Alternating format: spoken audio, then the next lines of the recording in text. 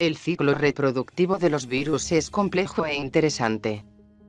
Estas partículas no poseen células y, por lo tanto, no pueden reproducirse de manera autónoma.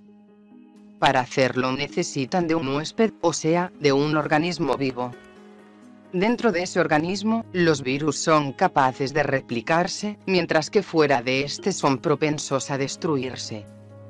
Los ciclos reproductivos de los virus pueden ser de dos tipos: líticos. Lisogénicos. El ciclo reproductivo lítico tiene lugar cuando el virus penetra en la célula e inmediatamente transcribe su material genético en ella. Es decir, atacas rápida y directamente a la célula. En el ciclo lisogénico, en cambio, los virus se insertan en el ADN de la célula de su huésped. Al hacer esto se vuelve muy difícil detectarlos y se multiplican sin ser percibidos. En otras palabras, se camufla dentro de la estructura que infecta. Los pasos del ciclo reproductivo de los virus. Recordemos que los virus son estructuras solamente compuestas por ácidos nucleicos y algunas proteínas. Por lo mismo, son unidades muy pequeñas. La ciencia no los cataloga como seres vivos, pero tampoco muertos. Aún así, realizan dos funciones que son propias de los seres vivos: relacionarse y reproducirse. Los virus contienen una molécula genética que casi siempre está rodeada por una envoltura hecha de proteínas y azúcares. Cuando llegan a una célula de su huésped se introducen en el núcleo y lo secuestran, es decir, lo ponen a trabajar en su propio beneficio.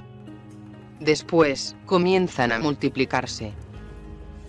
Los virus son partículas que utilizan la maquinaria metabólica de las células para reproducirse. Sigue leyendo. ¿Cómo podemos evitar los contagios víricos?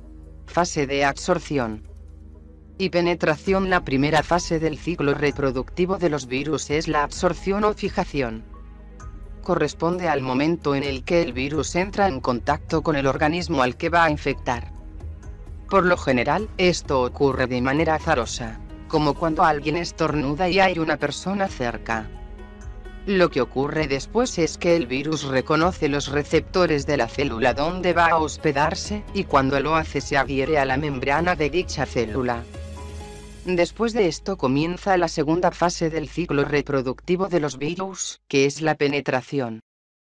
Consiste en inyectar su material genético dentro de la célula a la que llegó. El proceso es similar a lo que sucede con una jeringa, pero en este caso lo que el virus inyecta es información genética. Para hacer esto tiene que romper la membrana de la célula, y lo hace gracias a la liberación de una enzima. Fase de multiplicación y ensamblaje. Una vez que el virus ha penetrado la célula de su huésped y la secuestra, comienza la siguiente fase en el ciclo de reproducción: la multiplicación. Consiste en la replicación de su material genético. Lo que busca el virus es crear los componentes para que se formen nuevas partículas virales. Como hay diferentes tipos de virus, también hay diferentes formas en las que se lleva a cabo ese proceso. Cuando el proceso de multiplicación termina, comienza el ensamblaje. Este consiste en tomar las diferentes piezas y unirlas en una estructura que forme nuevos viriones, o cuerpos de virus. La reproducción de los virus en las células sucede a través de la información genética. Fases de liberación. La última fase es la de liberación de los nuevos cuerpos de virus, o viriones, al exterior de la célula. Estos hacen un recorrido hasta que encuentran una nueva célula que los hospede, para repetir todo el ciclo de la reproducción.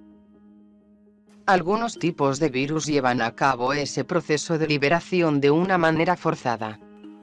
Es decir, que logran salir rompiendo la membrana de la célula en donde tuvieron origen. Si los virus tienen envoltura lipídica, entonces adelantan un proceso llamado gemación. En este caso, toman parte de la membrana de la célula hospedadora y se recubren con ella. Como se ve, en esta última fase los virus rompen la membrana de las células y esto lleva a la muerte a dicha célula. Este proceso se repite una y otra vez. Los virus avanzan por el cuerpo matando células sucesivamente. El cuerpo activa el sistema inmunológico para combatirlos e impedir que sigan haciendo daño. Si no lo logra, es necesario acudir a los fármacos para ganar la batalla. Y si estos también fallan, sobrevienen las enfermedades graves e incluso la muerte. Descubre más. ¿Es alergia, gripe o coronavirus? ¿De qué sirve entender el ciclo reproductivo de los virus? Lograr comprender el ciclo reproductivo de los virus nos permite pensar la forma de protegernos de los mismos. La prevención ante estas partículas es importante porque no existen muchos fármacos antivirales que sean efectivos. Las enfermedades por virus pueden ser leves, como un resfrío, pero también de gravedad, como el SIDA. Mientras mayor sea nuestro entendimiento de su proceso reproductivo, más posibilidades tenemos de combatirlos. Las vacunas y los medicamentos para su tratamiento provienen de estos conocimientos, y de allí su importancia. Las diferencias entre virus y bacterias. Los virus y las bacterias pueden llegar a confundirse. Sin embargo, son seres distintos con muchas particularidades. Aquí te contamos algunas de ellas.